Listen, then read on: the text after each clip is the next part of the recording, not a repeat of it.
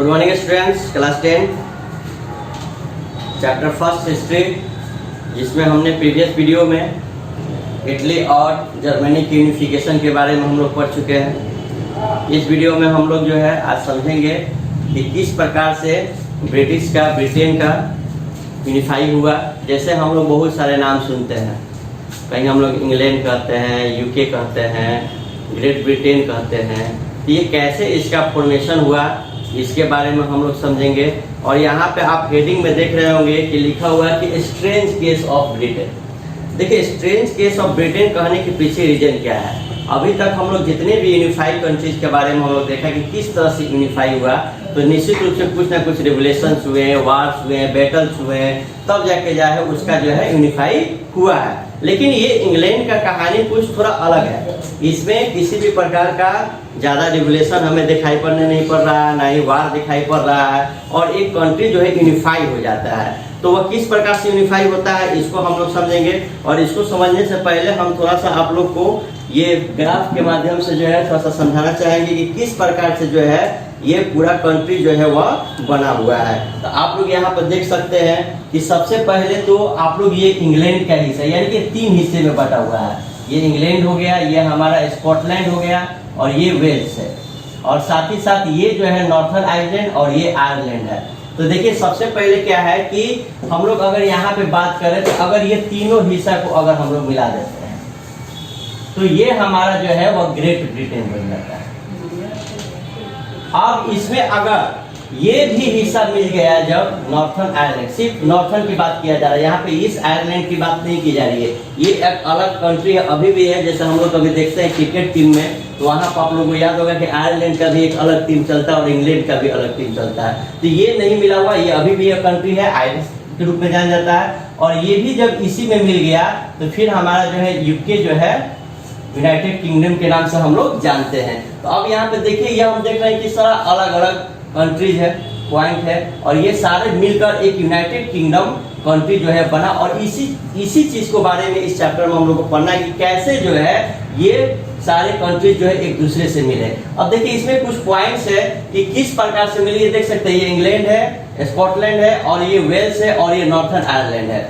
ये सभी जो कंट्रीज है, ये सबका अपना अलग कल्चर था, अलग लैंग्वेज था, यानी कि डिफरेंट इथिक्स के थे लोग, लेकिन फिर भी कैसे मिले। और यहाँ पे ऊपर पॉइंट में हमने दिया कि the strange case of Britain, और स्टार्टिंग में हमने बताया कि विदाउट एनी ह्यूज रेवोल्यूशन और battle it will be possible to unify the Britain. तो how it will possible, graph के माध्यम से आप ये समझ चुके कि किसको किसको जो है मिलाकर यूके बना हुआ और किसको किसको मिलाकर ग्रेट ब्रिटेन कहा जाता है। इंग्लैंड अपने आप में ये कंट्री था। यानी कहने का मतलब क्या है कि अगर हम लोग 1688 के पहले अगर हम लोग देखें तो इंग्लैंड अपने आप में ये कंट्री था, स्कॉटलैंड अपने आप में था, वेल्स अलग था, नॉर्थर्न आयरलैंड और आयरलैंड अलग था। लेकिन उसके बाद 1701 के बाद जो है उसके बाद ये सारे कंट्री जो मिलने लगे, और 1798 तक एक पूरा यूनिफाइड कंट्री के रूप में हमारे पास यूके जो है दिखाई देता है। तो चलिए अब हम लोग इसको कुछ पॉइंट में समझेंगे। मुख्य बात से आप समझ चुके हैं, तो आते हैं अब हम लोग पॉइंट में। सबसे पहला बात हमने बताया आप लोगों को कि ये जो है कभी भी ऐसा कोई युग रिवोल्यूशन नहीं हुआ, यानी कि ये शुरू से ही ड्रॉ होते आ रहा प्रोसेस, और उसके द्वारा जो है ये पॉसिबल हो पाया है। यानी कि कहने का मतलब क्या हुआ कि कोई एक ऐसा कंट्री था और वहां पे वह दूसरे कंट्री पे जो है सप्रेशन करने लगा, और वह विजित होकर दूसरे को अपने में मिला लिया।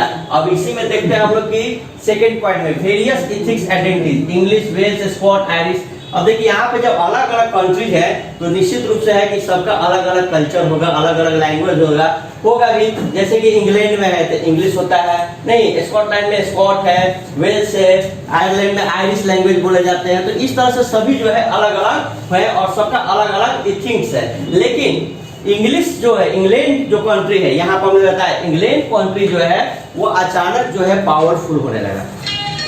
अब देखिए, पावरफुल होने के पीछे भी रीजन है क्यों पावरफुल होने लगा। जैसे कि हम लोगों ने जूनियर क्लास में हमने पढ़ा होगा कि इंडस्ट्रियलाइजेशन, औद्योगिक क्रांति जो है मुख्यतः रूप से जो है इंग्लैंड से ही जो है वह शुरू हुई थी, जिसके चलते क्या हुआ कि उसके यहाँ का जो है आमदनी बढ़ने लगा, वह धनी मनी कंट्री होने लगा, और वह इन सारे जो हमारे कंट्रीज है इन सब में सबसे ज्यादा ताकतवर होने लगा।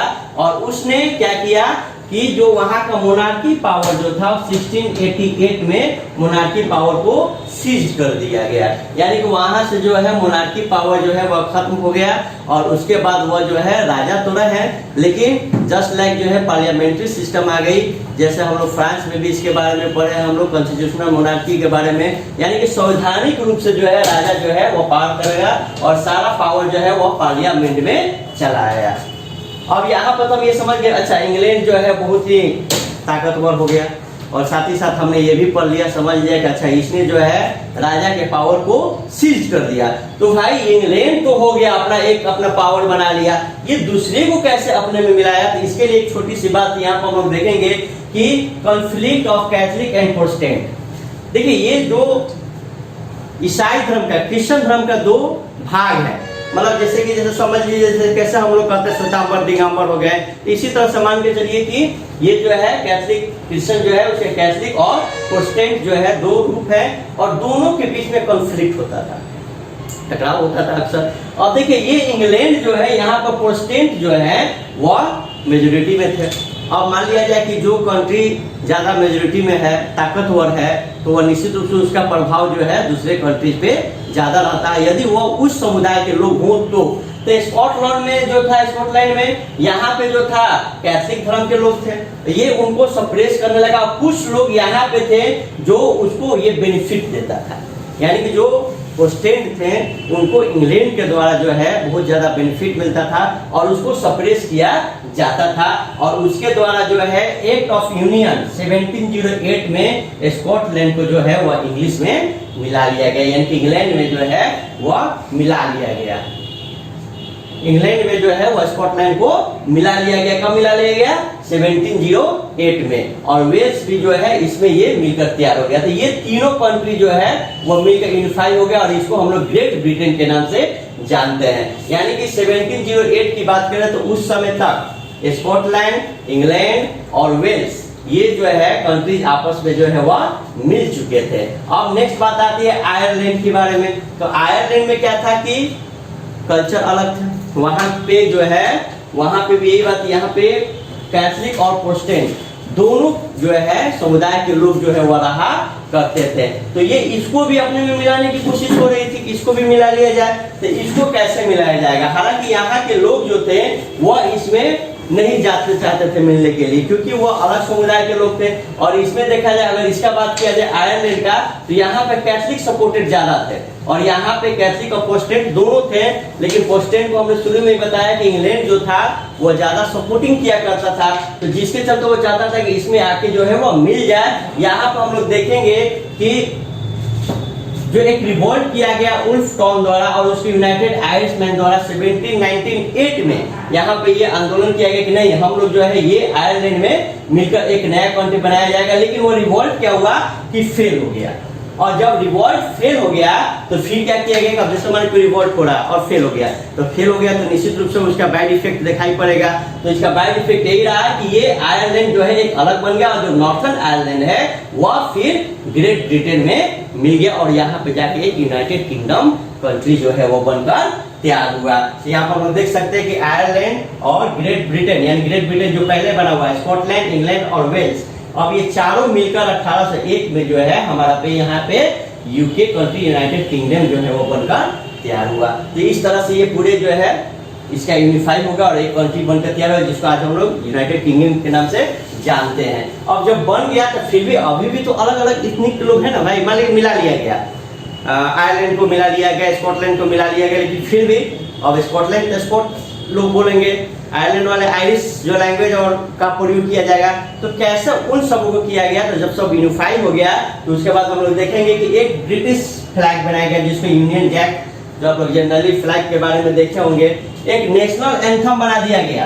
अब जैसे मान लीजिए कि नेशनल एंथम का प्रभाव समझ रहे होंगे, मान लीजिए बहुत सारे स्टेट है और उसमें अलग अलग नेशनल एंथम रहेगा तो यूनिफाई नहीं रहेगा। जैसे God save our noble king, ऐसा करके जो है एक नेशनल एंथम तैयार किया गया और वह पूरे यूके में ये वैलिड कर दिया गया और लैंग्वेज जो है वह इंग्लिश को वहां पे लाया गया। तो इस तरह से एक पूर्ण रूप से यूनिफाई करने का काम किया गया और आज जब हम यूके का नाम लेते हैं तो एक यूनिफाइड कंट्री जिसमें स्कॉटलैंड, इंग्लैंड, वेल्स और नॉर्थर्न आयरलैंड भी आता है। तो इस तरह से जो है हम लोग देखें कि ब्रिटिश का जो है ब्रिटेन का यूनिफाई हुआ। अब इस पॉइंट में इस चैप्टर में ही तीनों यूनिफाई पढ़ना था, जिसमें हम लोग जर्मनी, इटली और ब्रिटेन के बारे में हम लोग पढ़ें। तो फिलहाल के लिए इतना ही। Stay at home, be safety. मिलते हैं नेक्स्ट वीडियो में। Thank you.